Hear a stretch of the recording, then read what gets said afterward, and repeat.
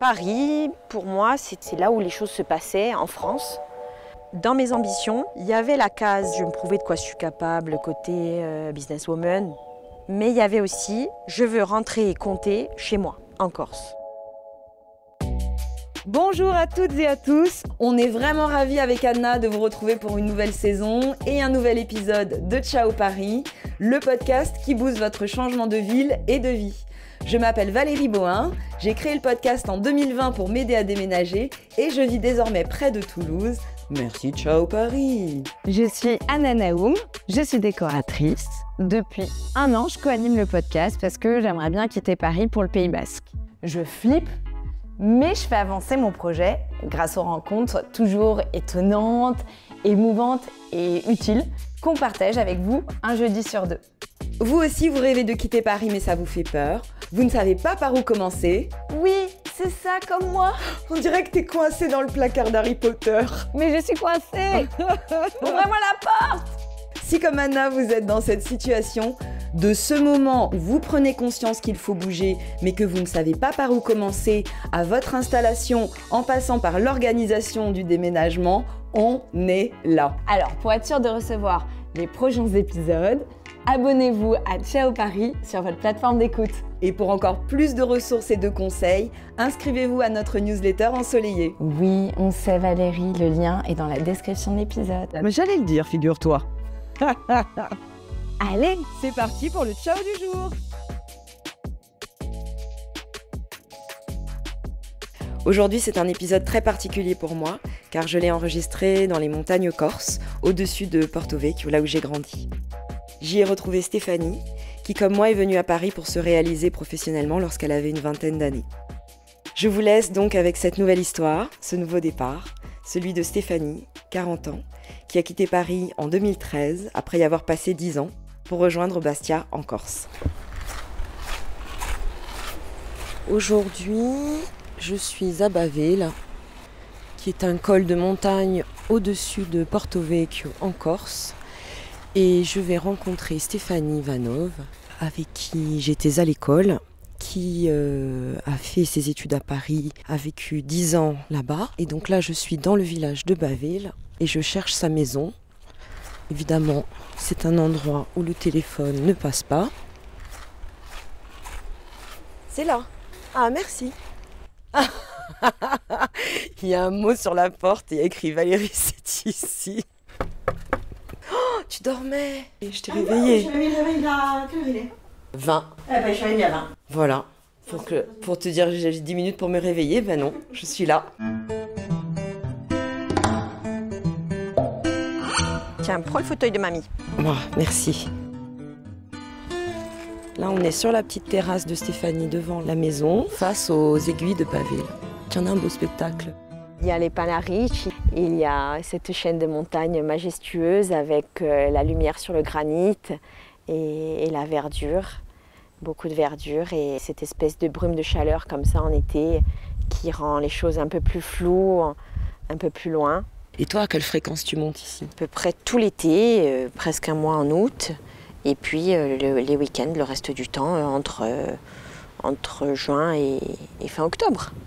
Il y a beaucoup de circulation, comme tu le vois, parce que c'est quand même le second site avec Bonifacio, le plus visité de Corse du Sud.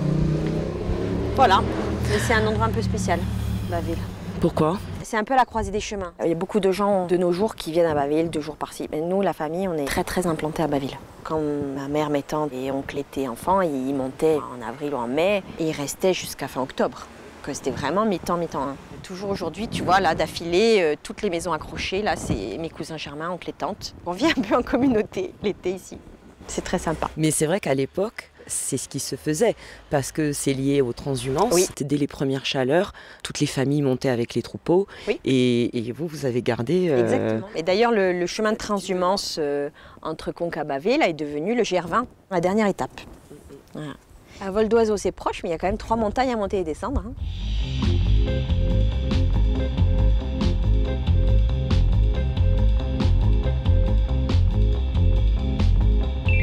Paris, ça commence à dater. Hein. Quand est-ce que tu es rentrée? Je suis rentrée en 2 temps, souviens-toi. Je suis rentrée d'abord lorsque Olivier a trouvé du travail, première étape. Lui, il est rentré à plein temps. Donc ça, c'était en 2009. Et c'est là que moi, j'ai dit à mes patrons, voilà, je vais continuer à travailler, tout ça, mais au lieu d'être basée à Paris, je serai basée en Corse. Donc là, j'ai gardé un pied-à-terre à Paris, puisque j'ai passé quand même ma semaine de travail. Et ça a duré 4 ans. Donc je suis rentrée définitivement quand je n'ai plus le droit de prendre l'avion parce que j'étais trop enceinte en 2013. Et cette fois, c'était terminé Paris. Le clap de fin. C'est ça. Lorsque je suis partie, je pensais partir pour aller peut-être 1 an, ma dernière année d'école, donc, et peut-être un petit stage. Et tout le long, j'ai cherché des opportunités pour revenir. Donc dans ma tête, c'était clair. C'était soit revenir, soit partir plus loin, c'est-à-dire aller à l'étranger. Paris n'était qu'une étape. Oui. Et pourquoi avoir choisi Paris comme étape? Paris, pour moi, c'est là où les choses se passaient en France. Donc quoi qu'il arrive, tant qu'à bouger, aller sur le continent, comme on dit chez nous, il fallait être à Paris, tout simplement. Tant qu'à partir, moi j'ai toujours aimé partir tranché, vraiment. Je serais partie à New York, je serais partie à Paris, je serais partie à Londres, mais il fallait que ça bouge.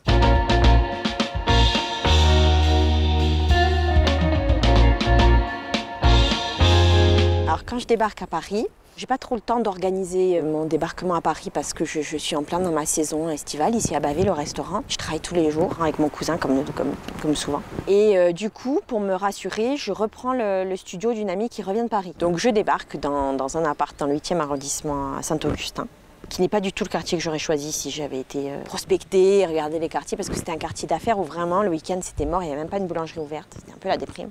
Mais bon, après tout c'était central, j'allais à pied à Saint-Lazare et donc j'allais à l'école dans le 11e. Moi je me souviens quand je suis arrivée à Paris, ça a été comme un clash culturel. Complètement. Pareil, le début très très dur.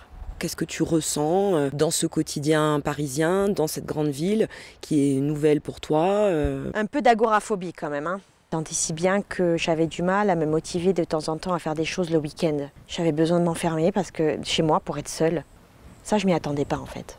Parce que j'ai toujours été quelqu'un de sociable, mais mine de rien, je ne savais pas ce que c'était de vivre avec la pression d'une foule toujours présente et le bruit toujours présent. Par contre, j'aimais beaucoup observer les gens, essayer d'imaginer ce qu'ils faisaient dans leur vie, pourquoi ils avaient la tête qu'ils avaient, et sans les scruter, hein, tout en discrétion, mais... Tu faisais des trous dans ton journal? Ouais, c'est ça. Quand tu arrives d'une petite ville et que tu vois tous ces gens rassemblés dans le métro, toutes ces vies, toutes ces émotions, il y a un côté à la fois effrayant et à la fois complètement fascinant, quoi. Ça, c'était une découverte. Et puis j'ai découvert qu'à Paris, il fallait avoir beaucoup d'argent. Et comme j'étais étudiante, je n'avais pas beaucoup d'argent. Donc ça limitait fortement mes capacités à faire des choses. Ça, je l'ai compris, parce que forcément, tu ne vas pas te balader à la plage. Nous, on avait la culture d'aller boire le café toutes les 5 minutes. Hein. Non, à Paris, tu vas pas boire le café toutes les 5 minutes parce que sinon, ton portefeuille... Tu bois le café tous les 5 € à Paris. C'est ça. Bon, après, je me suis vite rapprochée d'autres jeunes Corses qui étaient là. Ouais. Et on se fréquentait beaucoup entre nous. Mais bon, ça reste un peu de l'entre-soi. C'est le défaut que je vois, ça. À l'époque, j'ai fait un master de commerce international et je suis rentrée en stage dans une entreprise qui était dans les systèmes d'information d'entreprise. J'étais ingénieure d'affaires. Toujours aujourd'hui d'ailleurs. Oui. Quand je suis arrivée en stage, la boîte avait 9 mois d'existence, donc ça a été une vraie chance pour moi. Ça, c'était en 2004. Donc très vite, tu as trouvé ton premier stage. Stage de fin d'études et j'y suis restée. Combien de temps? 10 ans. Et ce qui est marrant, c'est que nous, en Corse, on a pas mal de croyances. On a ce qu'on appelle notamment l'otiou. Et souvent, ces dames qui ont vocation à t'enlever le mauvais œil, elles ont aussi une intuition et souvent, elles voient des choses. Je pense que c'était ma mère qui m'avait dit va voir telle personne qu'on connaissait bien et qui le faisait, qui n'était pas de la famille, hein, donc c'est pas quelqu'un qui connaissait ma vie au quotidien, etc. Et elle m'avait dit tu vas passer la mer. J'ai dit oui, je vais faire une année. Elle me dit non, tu vas passer la mer et il va se passer beaucoup de temps avant que tu reviennes. Et dans ma tête, je me suis dit elle me dit n'importe quoi, hein, dans 1 an je suis de retour. C'est peut-être que dans sa tête, dans sa vision, c'est long, quoi. En fait, elle avait raison. Septembre 2003, me voilà arrivée à Paris. Pour 1 an et demi. Oui, en théorie. Avant d'être happée par la vie parisienne.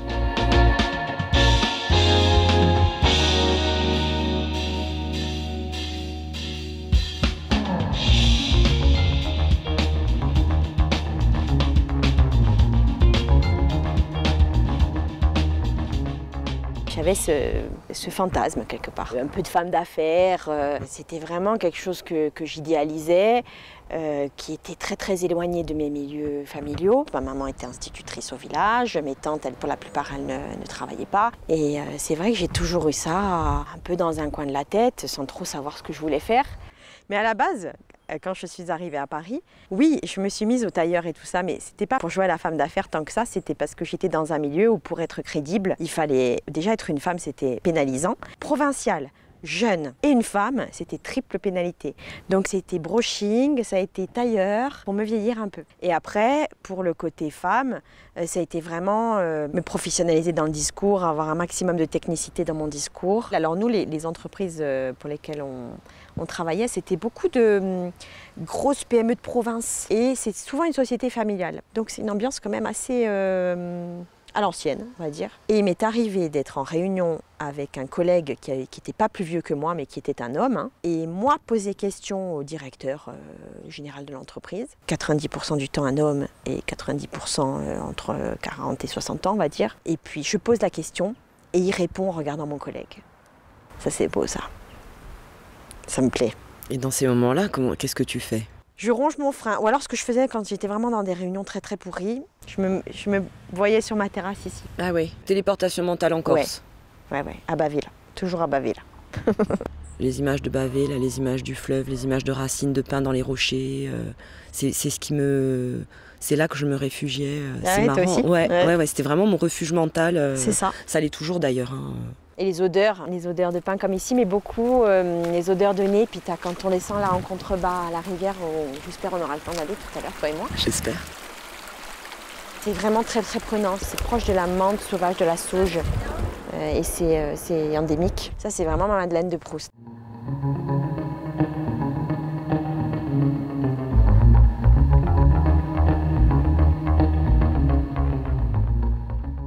En quelle année est-ce que tu rencontres Olivier? En 2005, par des amis corses communs. Mais lui, il n'était pas du tout dans l'optique de rentrer, parce que lui avait grandi à Sartène, mais de parents continentaux et sans trop d'attache. Dès le début, moi, je lui ai dit que ma vision des choses, quoi qu'il arrive, c'était de rentrer. Déjà, quand tu es loin et qu'il se passe quelque chose de mal, tu le vis encore plus mal. Mon père puis ma mère l'année suivante qui ont été malades. Et ouais, j'avais la sensation qu'il fallait que je m'occupe de tout ce monde-là, il fallait que je sois présente, comme je l'avais toujours été. Et du coup, ça participait beaucoup à ce sentiment d'exil. Quand je rentrais, j'avais vraiment le sentiment que c'était là que je devais être. Et quand je partais, c'était toujours un déchirement. Je pleurais dans l'avion, alors que des fois, je savais que je revenais le mois suivant. Hein. Il y a une espèce de sentiment d'être arraché comme ça. Ouais, c'est très dur. De repartir sur le continent, c'est très dur. Même après, parce que là, moi, je suis à Paris depuis que j'ai 18 ans. Donc ça fait 22 ans. Et il y a une chose que je ne ferai plus, c'est quand je prends le bateau pour repartir de Porto Vecchio, c'est aller sur le pont. On est des insulaires. Hein. Tu vois, vendredi, on prend le bateau, samedi, on prend le bateau, pardon. Je n'irai pas sur le pont. je peux pas. Je comprends tout à fait. Je peux pas. Je m'en vais, je regarde pas derrière moi. Parce que sinon, ça fait trop mal, quoi.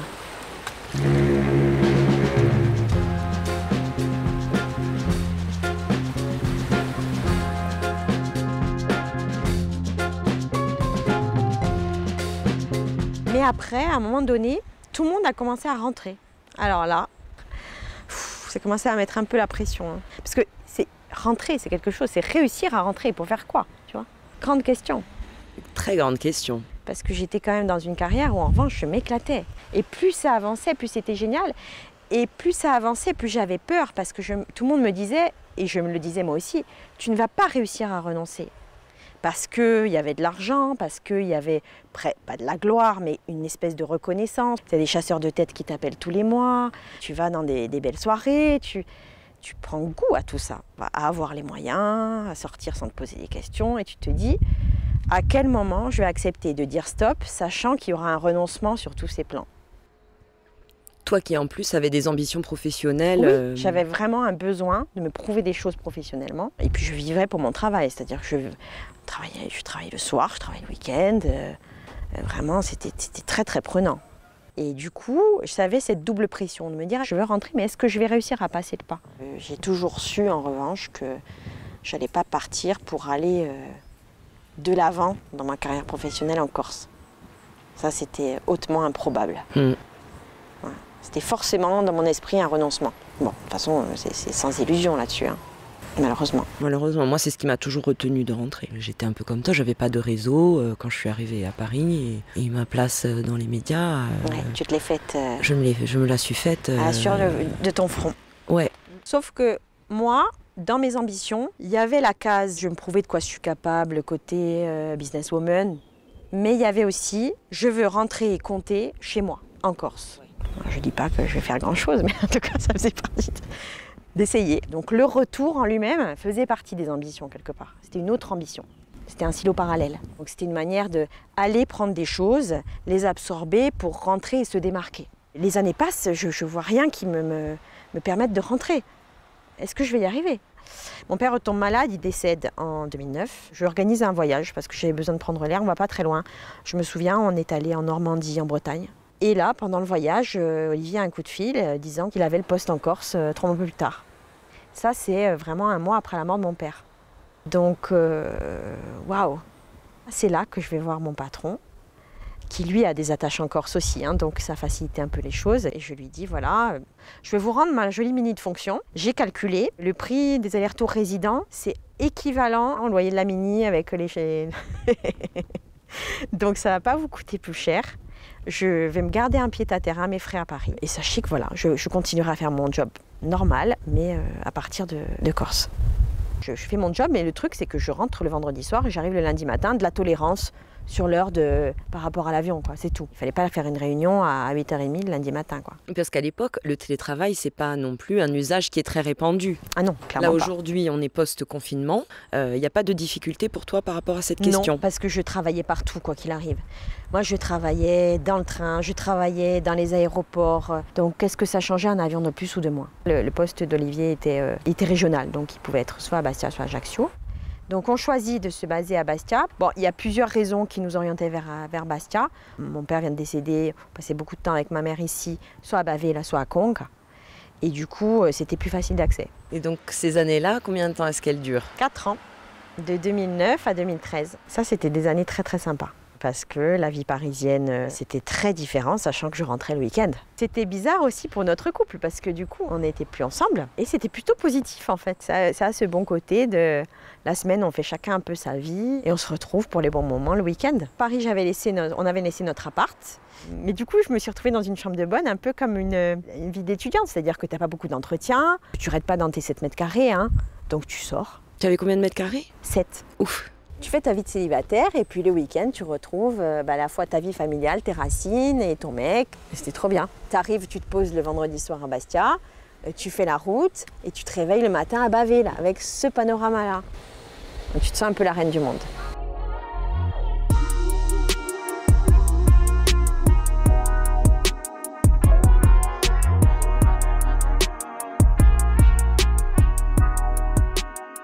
Et après, m'a pris l'idée d'avoir un enfant, comme à beaucoup de femmes d'une trentaine d'années. Au début, je pensais que je n'allais pas avoir à faire de choix. J'ai cru que j'allais pouvoir continuer.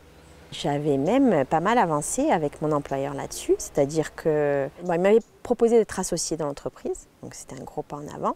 Et moi, je leur ai dit, voilà, si demain j'ai un enfant, ça sera plus possible. Alors ça les a beaucoup surpris que je veuille avoir un enfant, sur le coup. Et ensuite, ils m'ont dit non, mais écoute, ça ne change pas grand-chose. Je tombe enceinte tout de suite après. Donc, c'est-à-dire, je ne passe pas associée avant. Et je commence à me préparer un emploi sur mesure, de choses que je pouvais faire beaucoup plus en télétravail. Sauf que quand j'accouche, il y a une mini-crise. Ils perdent quelques dossiers et donc ils me proposent plutôt de faire une rupture conventionnelle, quitte à se revoir plus tard. Et là, c'est vrai que moi, je suis rentrée dans un trip un peu 100% maternel, où de toute façon, ça me faisait peur d'avoir à partir et à laisser mon enfant. J'ai été un peu maman louve, ouais, même carrément. Tu dis ça, tu me fais des yeux. Ah ouais, mais trop, c'était too much. En fait, j'ai été écrasée par la maternité, la pression, la responsabilité entraînée par la maternité. Et du coup, ça m'a soulagée. Je dis, ah, d'accord, je vais rester avec mon enfant. Et donc, on a fait la rupture conventionnelle fin 2013. Et donc là, je passe d'un rythme où je suis partout, etc., à enfermée à Bastia avec un nourrisson. Je dis enfermée parce que j'avais pas vécu à Bastia, j'avais jamais vécu à Bastia concrètement de ma vie. Je connaissais des gens, mais que j'avais plus trop fréquenté, etc. Donc finalement, c'est tout à reconstruire. Et c'est pas quand tu dors pas la nuit parce que tu allaites ton bébé qui dort pas, etc. C'est pas à ce moment-là que tu arrives à te reconstruire un réseau amical, clairement. Hein. Et ça a été un changement, un virage assez dur à prendre personnellement. Mais c'était ça le vrai retour. Hein. Je n'existais plus professionnellement et ça a été un grand vide pour moi. J'ai eu du mal à faire le deuil de ma carrière. J'avais tellement travaillé. À tel point que tu te rends compte que finalement des amis en Corse qui montent des entreprises qui avant te demandaient conseil à toi, finalement ils s'adressent à ton mari, tu vois. Et finalement je perdais cette existence sociale aussi. Je n'étais plus qu'une maman à la maison. Donc, dur. Moi je me suis oubliée complètement, c'est-à-dire je me suis dit maintenant, ça y est, tu es maman. Mais maman, du coup, il y a une dimension sacrificielle quelque part. Complètement. Il y avait une dimension sacrificielle que je refusais de voir. Hein. Et donc alors, à quel moment est-ce que tu lâches un peu du lest? Les 6 premiers mois, effectivement, je suis dans ce trip. Mais ensuite, il y a eu une espèce d'euphorie. Me dire, voilà, maintenant tu es à Pôle emploi. Je commence à mettre mon fils à la crèche un petit peu. Et je commence à brainstormer. Qu'est-ce que je vais faire, qu'est-ce que je ne vais pas faire, je vais créer une entreprise, etc. Et oui, il y a plein d'idées qui me viennent, bien sûr. Et à un moment donné, j'ai un projet. Là, mon fils il a 18 mois. Et je commence à avancer vraiment très concrètement sur un projet. Et arrive l'été, et là, je retombe enceinte. Et donc, je décide d'abandonner ce projet professionnel. Et voilà, donc retour à la case départ.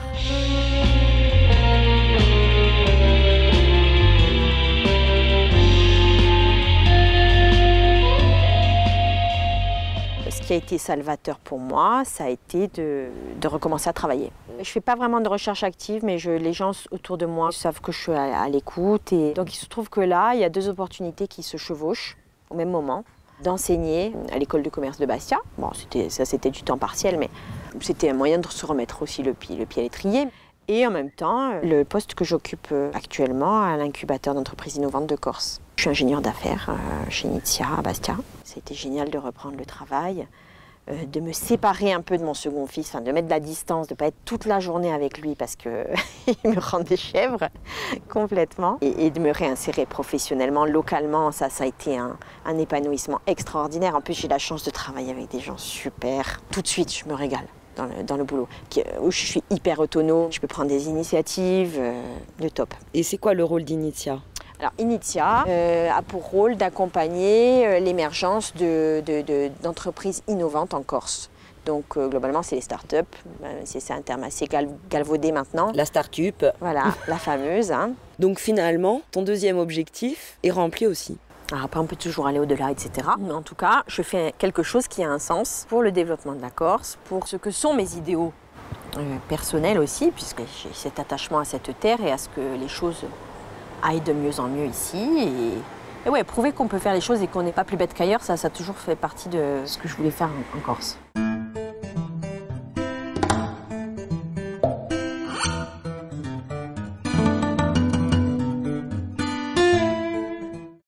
De ta vie parisienne, qu'est-ce que tu as appris et que tu gardes encore aujourd'hui? Les brunchs. Mais j'en ai pas fait beaucoup ici. Hein. Je vais reprendre d'ailleurs. Et sinon, rien d'autre? Tu vois, typiquement, il y a un superbe parc à Bastia qui n'est pas hyper exploité par les Bastiais. Et bien moi, j'y ai toujours passé beaucoup de temps parce que je retrouvais cette ambiance de parc parisien que j'ai toujours adoré par contre. T'as pas froid? Non, ça va. Je vais mettre un pull. Ah, vas-y. Oui, tu me disais? Tu sais que je pars 4-5 heures en montagne tous les matins. Parce que là, en ce moment, j'ai pas les enfants, sinon c'est un peu plus compliqué. Hein. Oui. Qu'est-ce que tu vas faire? Je marche, je cours. Ça dépend des endroits. Et surtout, j'aime bien aller là où il n'y a pas de sentier. Bon, des fois, c'est pas très prudent parce que je pars toute seule. Tu sais ce qu'on dit, l'expression dit qu'un Corse ne part pas, il s'absente. Mais c'est vrai. C'est pas possible de ne pas revenir. Enfin, en tout cas, moi, je l'envisage pas, ça, c'est certain. C'est clair et net. Bon, moi, je dis ciao Paris, toi, tu dis quoi? Moi, je dis ciao les contraintes. Parce qu'on se contraint nous-mêmes de tout. On se les invente, les contraintes. Donc moi, je dis ciao les contraintes. Alors, c'est pas géographique ce que je dis, hein. Mais c'est plutôt une philosophie de vie, c'est-à-dire que les contraintes n'existent que si on se les fixe. Merci beaucoup d'avoir écouté cette conversation. J'espère sincèrement qu'elle vous a été utile et vous a plu. Pour être sûr de recevoir les prochains épisodes, abonnez-vous à Ciao Paris sur votre plateforme d'écoute. Et pour encore plus de ressources et de conseils, inscrivez-vous à notre newsletter ensoleillée. Le lien est dans la description de l'épisode. Avec Anna, on vous retrouve jeudi dans 2 semaines pour une nouvelle histoire. Et d'ici là, venez nous faire un coucou sur Insta, @Ciao Paris le podcast, tout attaché. Ciao, c'est I-A-O. Allez, ciao!